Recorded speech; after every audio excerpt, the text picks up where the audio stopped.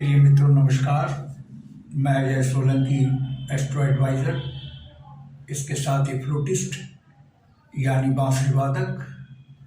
आज के ज्योतिष एपिसोड में अपने एस्ट्रो चैनल में आपका हार्दिक स्वागत करता हूं।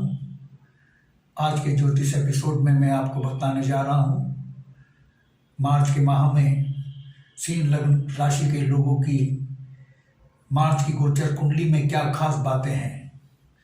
मित्रों, ये सिंह लग्न राशि के लोगों की गोचर कुंडली है। गोचर कुंडली और लग्न कुंडली में फर्क होता है, यानी गोचर कुंडली और जन्म कुंडली में अंतर होता है।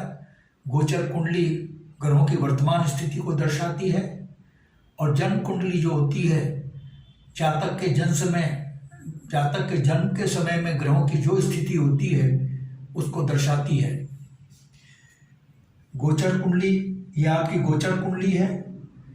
मार्च के माह में ग्रह राशि जो परिवर्तन कर रहे हैं उस परिवर्तित स्थिति के अनुसार मैं आपको बतलाऊंगा कि आप पर क्या प्रभाव पड़ेगा। मार्च के माह में सिंह लग्न के राशि के लोगों पर क्या प्रभाव पड़ सकता है ज्योतिष विज्ञान के अनुसार। मित्रों, बृहस्पति देव जो हैं और शुक्र देव दोनों विपरीत राजयोग का निर्माण कर रहे हैं और मामूली विपरीत राजयोग का निर्माण नहीं कर रहे, बल्कि उच्च कोटि का शक्तिशाली विपरीत राजयोग का निर्माण कर रहे हैं, जो कि बहुत ही लाभकारी होता है विपरीत राजयोग। और राजयोग, जितने भी राजयोग हैं उनमें ये उच्च कोटि का राजयोग माना जाता है। इसकी गणना उच्च कोटि के राजयोगों में होती है। इसके फायदे मैं आपको बतलाऊंगा। बृहस्पति देव चूंकि अष्टम भाव के स्वामी होकर के अष्टम भाव में स्थित हैं, यह स्थिति बृहस्पति देव द्वारा विपरीत राजयोग का निर्माण कर रही है। इसी प्रकार से शुक्र देव जो हैं तृतीय अशुभ भाव के स्वामी होकर के अष्टम भाव में अपनी उच्च राशि मीन राशि में विराजमान है, यानी शुक्र देव द्वारा भी विपरीत राजयोग का निर्माण किया जा रहा है। लेकिन शुक्र देव द्वारा जो विपरीत राजयोग का निर्माण किया जा रहा है वो सिर्फ 11 मार्च तक है, क्योंकि 12 मार्च से शुक्र देव मेष राशि में चले जाएंगे, यानी अष्टम भाव में से निकल के ये नवम भाव में गोचर करेंगे। नवम भाव में मेष राशि में गोचर करेंगे। जब तक अष्टम भाव में हैं, यानी 13 मार्च तक शुक्रदेव विपरीत राजयोग का निर्माण कर रहे हैं। विपरीत राजयोग का ये उच्च कोटि का विपरीत राजयोग इसलिए है क्योंकि शुक्रदेव अपनी मीन राशि उच्च राशि में विराजमान होकर के विपरीत राजयोग का निर्माण कर रहे हैं और बृहस्पति स्व राशि में विराजमान होकर के विपरीत राजयोग का निर्माण कर रहे हैं। क्योंकि ये विपरीत राजयोग का निर्माण बृहस्पति देव अष्टम भाव में कर रहे हैं और शुक्रदेव भी अष्टम भाव में कर रहे हैं। अष्टम भाव बहुत अशुभ भाव होता है। यह मृत्यु, दुर्घटना और खतरनाक बीमारियों का भाव होता है। चूंकि दोनों ग्रह बृहस्पति और शुक्र देव जो कि नैसर्गिक शुभ ग्रह हैं, दोनों ग्रह अष्टम भाव में विपरीत राजयोग का निर्माण कर रहे हैं, यानी जो विपरीत राजयोग का निर्माण हो रहा है उसमें अष्टम भाव भी शामिल है। तो विपरीत राजयोग से अष्टम भाव की जितनी भी अशुभताएं, दुर्घटना, रोग और मृत्यु आदि से संबंधित जो अशुभताएं हैं उनको ही समाप्त कर रहे हैं। यानी मृत्यु, दुर्घटना और खतरनाक रोगों से सुरक्षा के लिए ये आपको मार्च के माह में सुरक्षा कवच प्रदान कर रहे हैं। शुक्रदेव जो सुरक्षा कवच प्रदान कर रहे हैं 11 मार्च तक, क्योंकि 12 मार्च से जैसे मैंने बताया शुक्रदेव मेष राशि में चले जाएंगे और उनके द्वारा जो विपरीत राजयोग बनाया जा रहा है वो भंग हो जाएगा, वो समाप्त हो जाएगा। लेकिन बृहस्पति देव का विपरीत राजयोग मार्च तक और मार्च से आगे तक भी रहेगा। क्योंकि शुक्रदेव विपरीत राजयोग निर्माण कर रहे हैं, उसमें तृतीय भाव भी शामिल है। तृतीय भाव अशुभ भाव से माना गया है क्योंकि मेहनत का भाव है, छोटी मोटी बीमारियों का भाव है, और जहाँ अष्टम भाव बड़ी बीमारियों का बहुत ज़्यादा खतरनाक बीमारियों का भाव है, वहाँ जो तृतीय भाव है वो छोटी मोटी बीमारियों का भाव है और मेहनत का भाव है। ये मेहनत ज़्यादा कराता है और फल नहीं देता है, फल देता है बहुत कम देता है, कभी कभी तो बाबा जी का ठंडू थमा देता है। तो इसलिए इसको तृतीय भाव को अशुभ भाव माना गया है। इस भाव की भी अशुभता समाप्त हो रही है तृतीय भाव की, यानी कम मेहनत में ही आपको भारी कामयाबी मिलने की संभावना बन रही है। मेहनत कम, सफलता अधिक। इससे पहले तो आप मेहनत खूब कर रहे थे लेकिन सफलता नहीं मिल रही थी, लेकिन मार्च के माह में मेहनत कम और सफलता अधिक। विशेषकर 12 मार्च तक शुक्रदेव द्वारा जो विपरीत राजयोग का निर्माण किया जा रहा है वह अष्टम भाव में और तृतीय भाव में किया जा रहा है, अशुभ भाव में। इसलिए 12 मार्च तक जब तक शुक्रदेव यहाँ पर हैं, विपरीत राजयोग निर्माण कर रहे हैं, जिसका निर्माण 11 मार्च तक कर रहे हैं, आपको बहुत ही कम मेहनत में भारी सफलता मिलेगी। लेकिन मित्रों, कर्म तो करना ही पड़ेगा, क्योंकि कहा गया है न सुप्तस्य सिंह प्रवेशति मृगा, यानी सोते हुए सिंह के मुंह में मृग स्वयं प्रवेश नहीं करते। शेर चाहे कितना शक्तिशाली हो, शिकार उसके मुंह में स्वयं प्रवेश नहीं करेगा, मृग उसके मुंह में स्वयं प्रवेश नहीं करेंगे। चाहे शेर कितना ही शक्तिशाली हो, उसको शिकार करने के लिए उठना ही पड़ेगा। ठीक इसी प्रकार से योग चाहे कितना शक्तिशाली हो, कितना उच्च कोटि का हो, वो सुप्त अवस्था में रहेगा जब तक आप कर्म नहीं करेंगे। थोड़ा सा तो कर्म आपको करना ही पड़ेगा। तो मैंने आपको दोनों जो दो विपरीत राजयों का निर्माण हो रहा है उसके विषय में बताया। और जब शुक्रदेव जब 12 मार्च को मेष राशि में गोचर करेंगे तो शुक्रदेव के त्रिकोण राजयोग का निर्माण करेंगे। यह भी एक उच्च कोटि का राजयोग होता है। यह राजयोग तब बनता है जब त्रिकोण का स्वामी केंद्र में विराजमान हो जाए या केंद्र का स्वामी त्रिकोण में विराजमान हो जाए, त्रिकोण के भाव में। चूंकि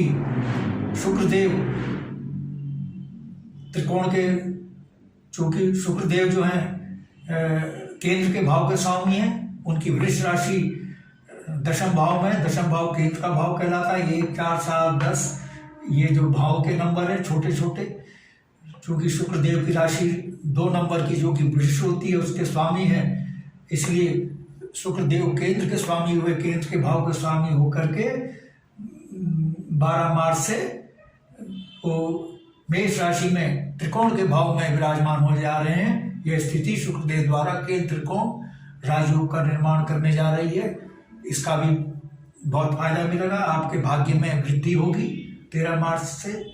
और जो ये कर्म का भाव है, आपको पदोन्नति होने की संभावना है, क्योंकि मंगलदेव यहाँ पर पहले ही मौजूद है। मंगलदेव यहाँ पर पहले ही स्थित है। मंगलदेव ऊर्जा के कारक होते हैं। ऊर्जा से एफिशिएंसी, कार्य क्षमता, कार्य कुशलता बढ़ती है। आपकी कार्य क्षमता, कार्य कुशलता बढ़ेगी। और सूर्यदेव और जो शुक्रदेव जो केंद्र त्रिकोण का राजयोग का निर्माण कर रहे हैं, उसका भी आपको लाभ मिल रहा है। आपको पदोन्नति होने के चांस मिल रहे हैं।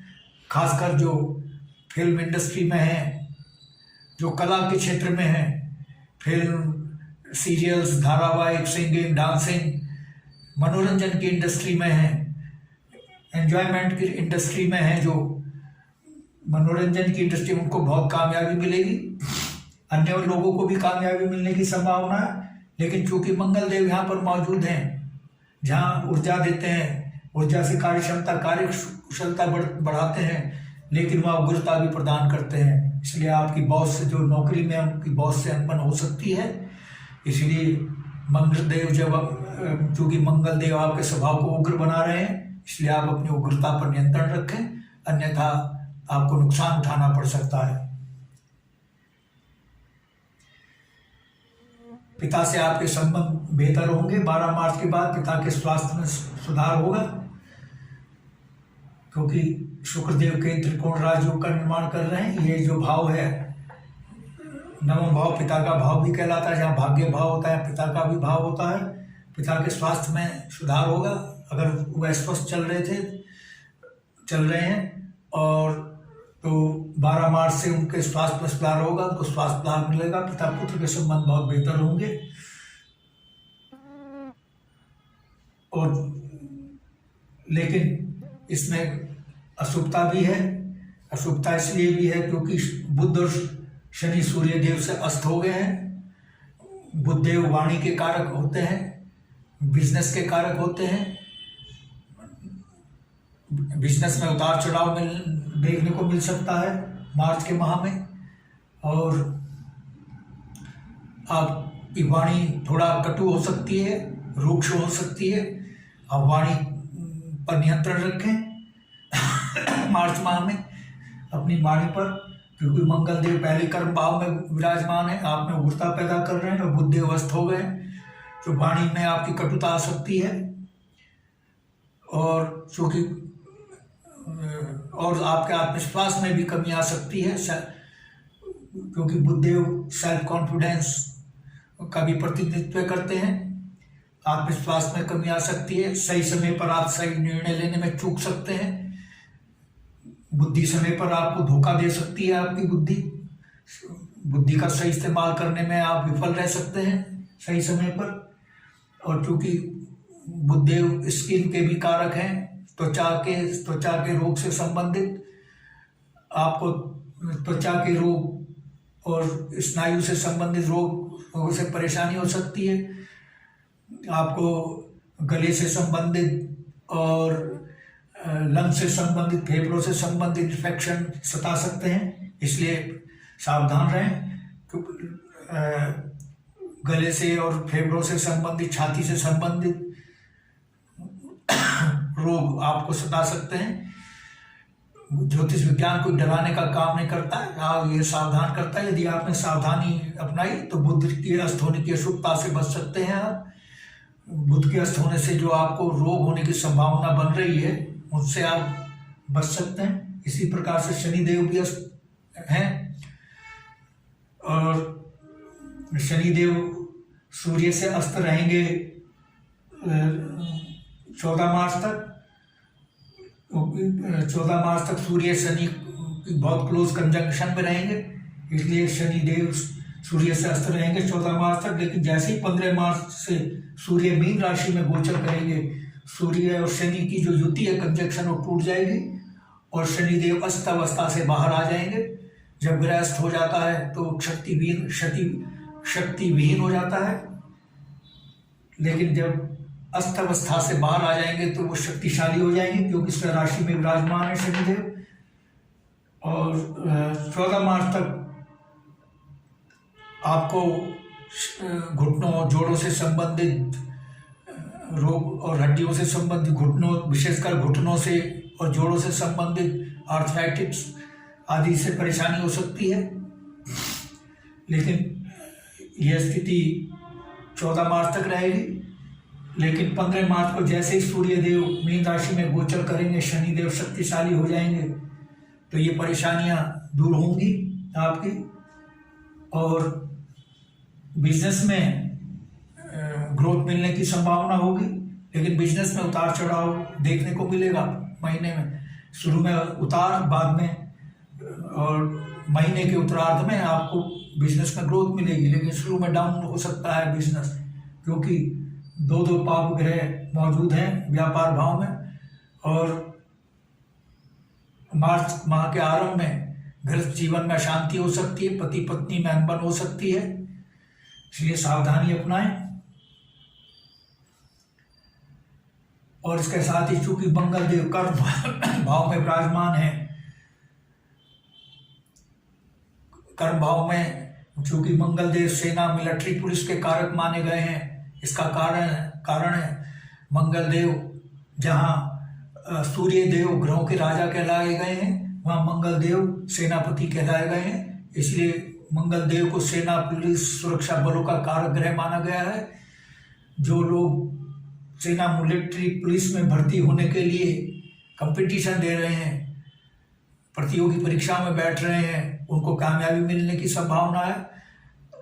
IMA, IPS, NDA की जो परीक्षाओं में और अन्य परीक्षाओं में सुरक्षा बलों और पुलिस मिलिट्री में भर्ती होने के लिए अन्य परीक्षाओं में बैठ रहे हैं, उनको भी कामयाबी मिलने की मार्च के माह में सिंह लगन के लोगों को पॉसिबिलिटी बन रही है।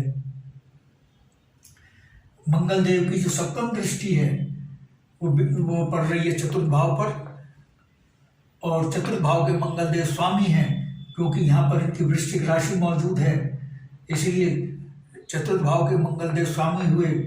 जब ग्रह की दृष्टि अपने स्वामित्व वाले भाव पर पड़ती है, उसके भाव में वृद्धि होती है। यह चतुर्थ भाव भूमि, भवन, वाहन यानी भौतिक सुख सुविधाओं का भाव है। आपके मार्च के माह में आपकी भौतिक सुख सुविधाओं में वृद्धि होने की संभावना है, विशेषकर भूमि में वृद्धि होने की संभावना है। आप यदि कोई प्लॉट खरीदने का बहुत दिनों से मन बना रहे थे लेकिन सौदा नहीं हो पा रहा था, मार्च के माह में प्लॉट खरीदने का योग बन रहा है, जमीन खरीदने का योग बन रहा है, आप नया वाहन खरीद सकते हैं, उसका योग बन रहा है। यानी भौतिक सुख सुविधा में नया मकान बनने का और खरीदने का योग बन रहा है, भौतिक सुख सुविधा में वृद्धि होने का योग बन रहा है। और शनि, चूंकि शनिदेव जो है 15 मार्च के बाद शक्तिशाली हो जाएंगे, तो 14 मार्च के बाद बिजनेस में ग्रोथ मिलने की संभावना है। लेकिन शनिदेव की एक राशि जो है अशुभ भाव षष्ठम भाव में है, ये भाव रोग ऋण शत्रु का भाव है। इस भाव के फलों में वृद्धि हो रही है। शनिदेव चूंकि अष्टावस्था में रहेंगे 14 मार्च तक शत्रु पर आप हावी रहेंगे, और 14 मार्च से पहले जो आपका पैसा फंसा हुआ था, क्षमा करें, 14 मार्च तक शनिदेव अष्टावस्था में रहेंगे, और चूंकि शनिदेव अशुभ भाव के स्वामी रोग ऋण शत्रु का भाव है, इसके अशुभ भाव के स्वामी हैं, और शनिदेव अशुभ भाव का स्वामी का निर्बल होना बहुत जरूरी है।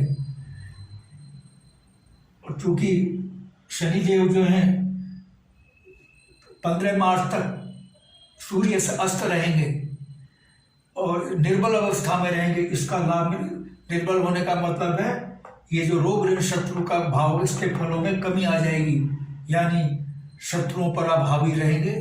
15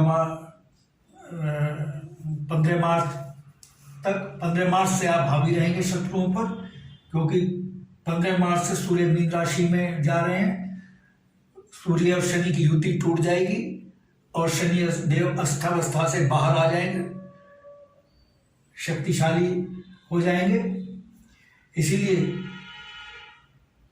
14 मार्च से पहले जब शनिदेव निर्बल रहेंगे, 14 मार्च तक शनिदेव निर्बल अवस्था में रहेंगे, आप शत्रुओं पर हावी रहेंगे, और जो रोग हैं जिनसे आप पीड़ित हैं, विशेषकर किडनी, इंस्टेंटाइन और लीवर से संबंधित, क्योंकि इन रोगों का ये भाव प्रतिनिधित्व करता है षष्ठम भाव, इनसे आपको स्वास्थ्य लाभ मिल सकता है, और जो पैसा फंसा हुआ है वो वापस हो सकता है आपका। लेकिन 15 मार्च के बाद जब सूर्य देव मीन राशि में आ जाएंगे, यानी सूर्य और शनि की जो कंजंक्शन है टूट जाएगा, तो शनि शक्तिशाली हो जाएंगे। जहाँ बिजनेस उसमें आपके शत्रु सक्रिय होंगे, 15 मार्च के बाद आप शत्रुओं से सावधान रहें और उधार पैसा ना दें, और बिजनेस पार्टनर से भी सावधान रहें, क्योंकि बिजनेस पार्टनर धोखा दे सकता है, क्योंकि शनिदेव शक्तिशाली होकर अशुभ भाव के स्वामी होकर के विराजमान होंगे बिजनेस के भाव में। इसलिए बिजनेस पार्टनर से सावधान रहें। बिजनेस में तो काफ़ी उतार चढ़ाव देखने को मिलेगा आपको, यह स्थिति आपकी गोचर कुंडली बयान कर रही है। मित्रों, बताने के लिए तो बहुत कुछ है, लेकिन वीडियो की भी लिमिटेशन है, वीडियो बहुत लंबा हो जाएगा। मैं अगर एक दिन तक भी बताता रहूं तो भी कम है, क्योंकि कुंडली जो होती है महासागर होती है, जितना इसमें प्रवेश करते जाएंगे उतनी प्रोस एंड कॉन्स मिलते जाएंगे। यदि आपको मेरा वीडियो पसंद आया है, एस्ट्रो का वीडियो पसंद आया है, तो I request you to please subscribe my channel. और यदि आपके मन में प्रश्न या क्वेरी है तो आप कमेंट बॉक्स में जाके कमेंट कर सकते हैं। और अगर आप मेरा चैनल सब्सक्राइब करते हैं तो आपको 2 लाभ मिलेंगे। एक तो अगला ज्ञानवर्धक ज्योतिष का एपिसोड सबसे पहले आपके पास पहुंचेगा, और इसके साथ ही चूंकि मैं फ्लूटिस्ट भी हूँ, बांसुरी वादक भी हूँ, बांसुरी सिखाने के ट्यूटोरियल भी मैं इसी एस्ट्रो चैनल में डालता हूँ। और बांसुरी से बॉलीवुड के सुपरहिट गाने और भक्ति संगीत बजाकर बैकग्राउंड म्यूजिक के साथ अपने स्टूडियो में शूट करके इसी एस्ट्रो चैनल में डालता हूँ। मेरे इस चैनल का आपको भरपूर लाभ मिले। I therefore request you to please subscribe my channel. यदि आप अपनी जन्म कुंडली की एनालिसिस करवाना चाहते हैं तो आप अपने प्रश्नों के साथ अपनी बिल्कुल सही जन्म तिथि, जन्म समय, जन्म स्थान मेरे व्हाट्सएप नंबर 9411769698 पर भेज सकते हैं। मैं आपको तुरंत रिप्लाई दूंगा। बस आज इतना ही मित्रों, धन्यवाद, नमस्कार।